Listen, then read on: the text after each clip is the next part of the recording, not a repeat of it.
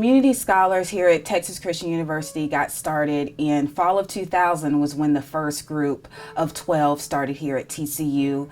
And over the last 15 years, we've grown, and this incoming freshman class came in at a number of 44. So 15 years ago, the legacy and the great excellence of the Community Scholars Program started with a wonderful group of 12 in fall of 2000. The Community Scholars Program was established by now Chancellor Emeritus Mick Ferrari. And you may know this about Dr. Ferrari, but he was in the process of retiring, and our Board of Trustees essentially coaxed him out of retirement in order to come here and be Chancellor at TCU.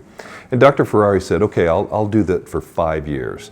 And so he came here and he sort of took a lay of the land and saw that, this is a very, very white institution.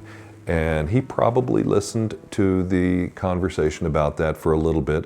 But as you may know, we in higher education can talk really anything to death, but action is sometimes a little less common. And so I think when you put that in the context that Dr. Ferrari realized he only had a short time here, he knew he had to do something dramatic, and it had to be now.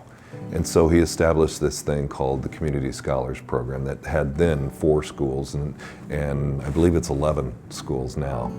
The former Chancellor Tucker at the time, put together a committee of individuals to determine whether or not the college needed a standing committee for diversity through the Faculty Senate. The Faculty Senate was really advocating for this. And after a long time, we created what we call the Chancellor's Council on Diversity, which Chancellor Tucker left before it was implemented. When Chancellor Ferrari came on board and we shared it with him, he implemented it immediately. And then he asked me the question, why do minority leaders in this community consider TCU a white, racist, elitist institution? I said to him that I would not tell him, but I could bring those leaders to campus in a series of small group luncheons or dinners, and they will tell you. They will let you have it, but they will also talk about how they would like to be a part of the solution. So after the final one of those, we were walking back to the office and he said, we need to do something, we need to do it now. And actually Barbara Herman and Sandy Ware was the Dean of Admission, and myself had already come up with this idea of community scholars. And so I presented it to him. He loved it. We didn't have any particulars, but we decided to implement it. So through that process, we ended up with 12 finalists. The committee could not decide on which of the 12 to accept. And things were just kind of laying there.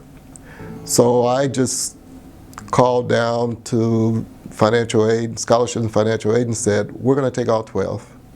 And after their financial aid packages have been determined, we're going to fill in the rest.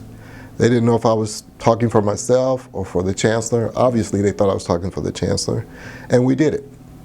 And so when we announced it at the hotel reception dinner we were having, that was the first time that Chancellor Ferrari heard it, and he said, I don't care, this is awesome, this is great, we're going to do it. And that's how we started.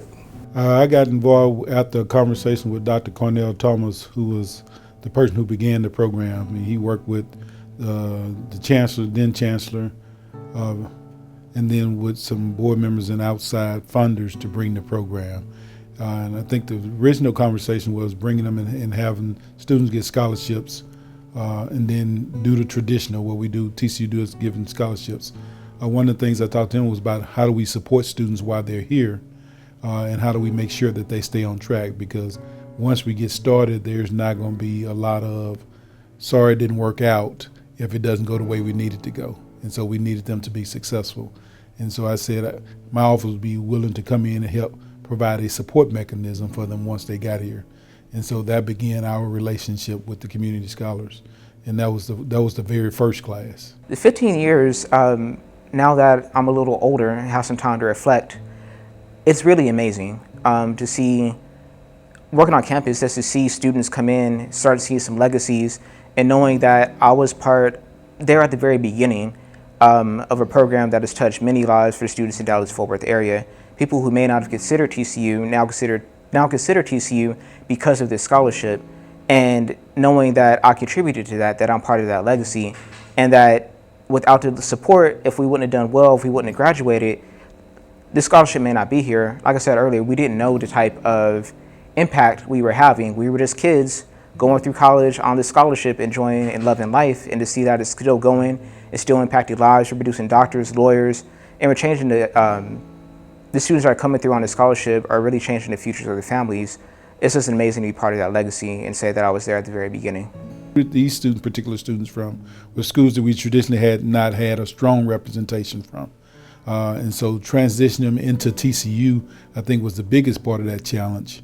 Helping them to understand the system. I mean, they were intelligent students. We didn't have to worry about that. And so just getting them acclimated to what they were going to face day in and day out.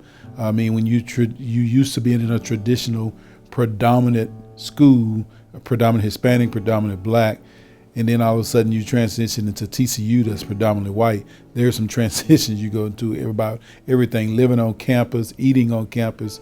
You know, even though they were from Fort Worth, they weren't from TCU. And so it was a different environment. We've grown the program from 9 schools when I started here 7 years ago to now 11.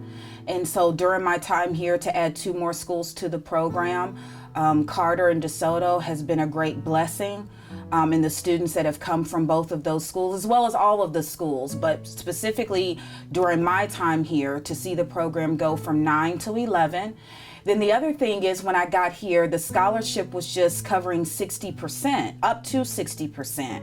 And in the time that I've been here, to see it return to a full ride scholarship, I think honestly is the greatest gift that has been able to come out of the program in the last 7 years to those students now earning that scholarship. I think one of the great aspects of the program is not just the scholarship. In fact, I think that this sounds odd, but that could be the smallest aspect of it. The biggest aspect of it is the staff members in Dr. Turner's office, and Dr. Turner himself too, but who work with our students every day, provide them with mentoring, with role models, or sometimes just with an ear. You know, sometimes when you're new in this environment, it can be overwhelming. And you come into this environment and you think, oh my gosh, there's so much going on here, I can't handle it. Well, if you talk to a Tamika Gordon or somebody like that, and they sit down with you, they spend 30 minutes with you, you leave her office feeling like, I can do this. And sometimes that's all you need. I consider community scholars to be a crown jewel at Texas Christian University. There are many programs that are offered here at the university, but when you look at the investment that we make in students here in the Metroplex, you'll be hard-pressed to find some program where we invest more in individuals with respect to not only the financial piece, but also in terms of human capital, human resources here at the university, as well as the academic, the social, the expectations. The bar is extremely high. And community scholars, day in and day out, are able to show that they are capable of handling that huge responsibility. When I first helped with the Community Scholar Program, it was a small pool of applicants, and now we're receiving over almost 300 applications just for the Community Scholar Program. And so it has grown over the years. When I go visit the schools, those students know about the Community Scholar Program. They know about it because they've seen their former classmates go through the process and be awarded, and it excites them. I get students who are now seniors who remember about the Community Scholar Program when they were freshmen and they knew what they had to do. To Dr. Cornell Thomas, a huge thank you. Thank you for having the courage to answer the call to help make TCU more diverse.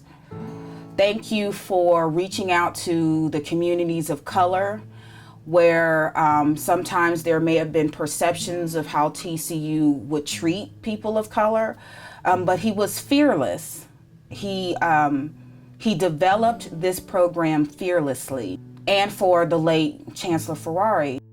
I think that people think of TCU, and a lot of people say, gosh, it's not very diverse here. Honestly, our community scholars offer a lot of diversity for our campus, but that's just one aspect of community scholars. And so we have these really bright students who live within the Fort Worth or local communities. They are really smart. Students who've done a lot already in their lives in terms of leadership and community impact. And so through the Community Scholars Program, they're going to school and get the benefit of continuing their education and also learning how to change the world. And that their world is right here in Fort Worth, our world. And so the projects that they take on, the impact that they have right here in our community is fantastic. So many times we get this education or we make more money, and then the next first thing we do is we're gone, and the community lose these valuable resources. And so if we keep doing that, we keep draining our community of all this education, of all this knowledge, of all this mentorship. That our kids need. The same thing we all needed to get through is the same thing other folks need to get through as well. And so we need to be always about the business of going back and staying in and making sure our kids and our communities survive and thrive. I would like to tell alumni of the community college, of the Community Scholar Program, it's time to step up. It's by now we have enough graduates to have created an additional fund to support the Community Scholar Program. And that funding is not needed for scholarships, it's needed for all those other experiences that our students need. A lot of them still are afforded opportunities to study abroad. I know when I was here, all of you had that opportunity, but there are so many other opportunities, educational opportunities, seminars, the Washington Center internships that we need to support. We need the financial support to send our community scholars to. It will help them become more well-rounded, more globally prepared, and continue your legacy of leadership in this society. I think the 15-year mark means a lot of different things.